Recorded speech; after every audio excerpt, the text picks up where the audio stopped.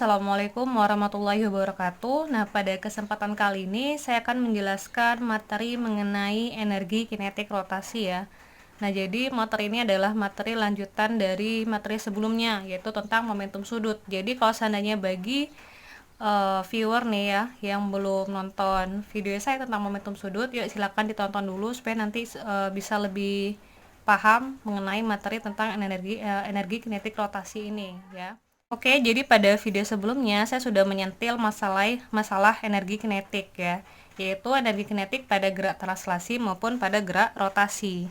Nah, kalau pada gerak translasi, energi kinetiknya juga energi kinetik translasi ya, atau disebut dengan Eka trans. Ini kenapa saya buat Eka trans, supaya nulisnya nggak kepanjangan. Jadi kalau seandainya kalian mau nulis Eka translasi ya silahkan, monggo, nggak apa-apa ya. Nah, kalau di Eka translasi itu rumusnya adalah setengah mv kuadrat. Nah, sebenarnya nih rumus ini atau persamaan ini tuh sudah nggak asing bagi kalian kan, terutama pada saat kelas 10. Nah, jadi udah pernah kita bahas di kelas 10.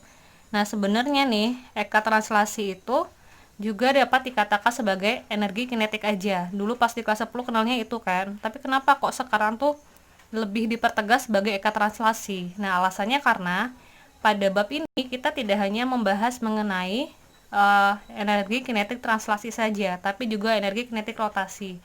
Jadi tujuannya kalian itu supaya bisa membedakan nih mana yang translasi, mana yang rotasi. Jadi supaya lebih spesifik gitu loh.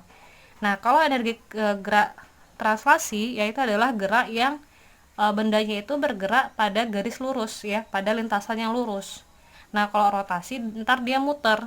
Nah, kalau gerak translasi itu seperti yang udah kalian pelajari di kelas 10, misalnya kayak temennya ya, kalian dorong misalnya nih temannya kalian suruh dorong meja atau kursi, nah itu kan pada garis lurus tuh. Atau misalnya kayak suster ngesot gitu ya, suster ngesot misalnya kalau agak ngepot kan itu dia ya garis lurus saja geraknya gitu loh, kayak geser lah, bahasa lebih mudahnya sih gitu ya. Nah, kalau di gerak translasi itu setengah mv kuadrat ya. Saya yakinlah kalian udah tahu ya, m itu apa, v itu apa. M itu massa, v itu kecepatan. Jadi kalau seandainya masih ada yang belum paham, silahkan buka di atau tonton video saya yang sebelumnya, karena di situ sudah saya buat keterangannya dengan jelas ya. Nah, lanjut energi kinetik pada gerak rotasi. Nah, kalau gerak rotasi ya, itu dia geraknya itu berputar ya, berotasi atau berputar. Nah, ekanya juga eka rotasi, atau saya lebih suka nyingkatnya jadi eka rot ya, itu adalah setengah I omega kuadrat. Nah, ini kenapa menjadi rumus seperti ini sudah pernah saya jelasin ya di video sebelumnya ya, jadi silakan ditonton kembali. Nah, I itu momen inersia ya, omega itu adalah kecepatan sudut. Nah, ini bukan W ya, ini namanya omega. Satuannya radian per sekon, kecepatan sudut. Nah, kemudian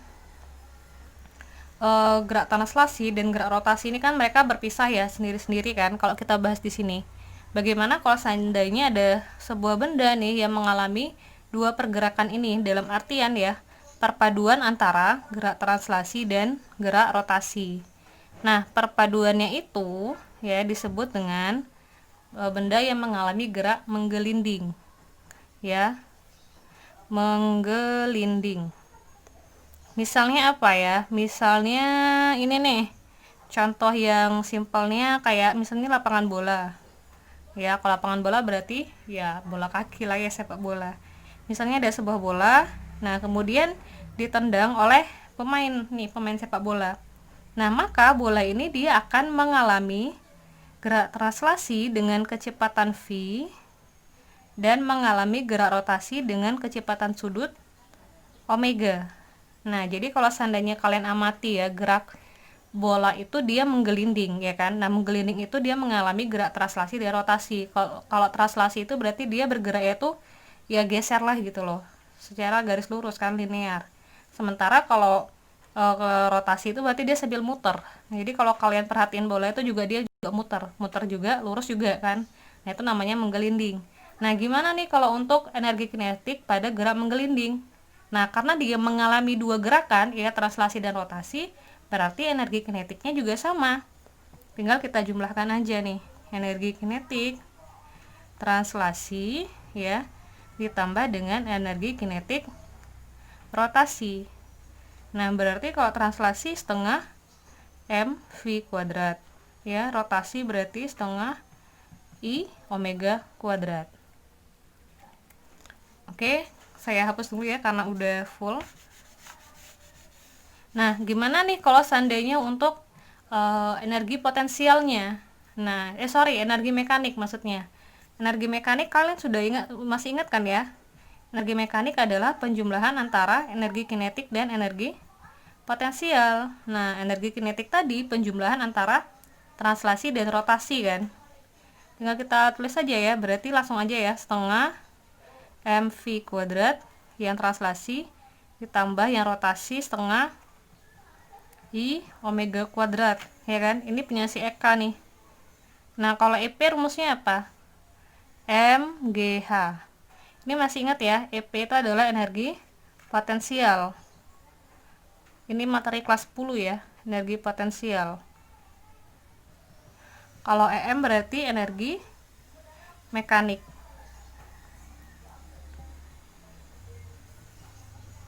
Nah, satuannya apa? Satuan untuk setiap energi itu adalah joule atau dilambangkan dengan J. Ya.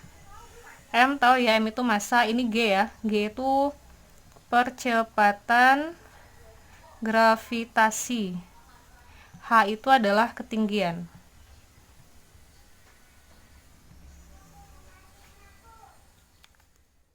Oke. Oke, kita lanjut ya. Jadi saya akan jelasin lagi nih hubungan antara gerak rotasi dan gerak translasi.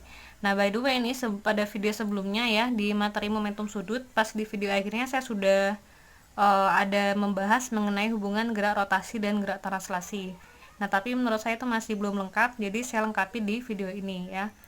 Nah, yang pertama itu adalah perpindahan. Jadi di gerak translasi itu ada yang namanya perpindahan. Kalian udah pasti tahu ya, lambangnya adalah S. Nah, kalau di gerak rotasi namanya perpindahan sudut. Ya, perpindahan sudut. Lambangnya adalah theta. Nih, namanya theta ya. Yang kedua ada kecepatan. Kita bisa menyebutnya sebagai kecepatan saja atau kecepatan linear. Lambangnya V. Nah, kalau gerak rotasi namanya kecepatan sudut. Lambangnya adalah omega. Yang ketiga ada percepatan. Ya, boleh percepatan atau percepatan linear. Lambangnya A. Kalau di rotasi percepatan sudut. Lambangnya alfa. Kemudian ada massa. Lambangnya pasti tahu lah ya, M kecil ya. Kemudian kalau di gerak rotasi bukan massa sudut namanya, tapi momen inersia. Lambangnya I besar. Selanjutnya ada gaya. Gaya lambangnya F. Nah, kalau di momentum sudut ya, namanya adalah momen gaya. Momen gaya lambangnya tau. Ini I besar ya. Oke. Yang keenam ada yang namanya momentum. Kalau di gerak translasi lambangnya P besar. Kalau di gerak rotasi namanya momentum sudut. Lambangnya L. L-nya L kapital. Nah, selanjutnya kalau di gerak translasi itu kan ada hukum 2 Newton ya, yaitu sigma F sama dengan M dikali A ya. Nah, kalau di gerak rotasi si F-nya itu kita tinggal ganti dengan apa? Gaya kan F nih. Oh, gaya itu F. Ternyata hubungannya dengan momen gaya untuk di gerak rotasi, berarti F tinggal kita ganti dengan tau ya. Berarti sigma tau sama dengan M. Ya, M ini kalau di translasi massa ya. Kalau di gerak terotasi inersia, lambangnya I, berarti dikali sigma tau sama dengan I dikali ya. A itu percepatan nih. Nah, kalau di gerak rotasi namanya percepatan sudut, lambangnya alfa. Berarti sigma tau sama dengan I dikali alfa. Oke, yang selanjutnya adalah usaha ya. Nah, usaha itu adalah W sama dengan F dikali S.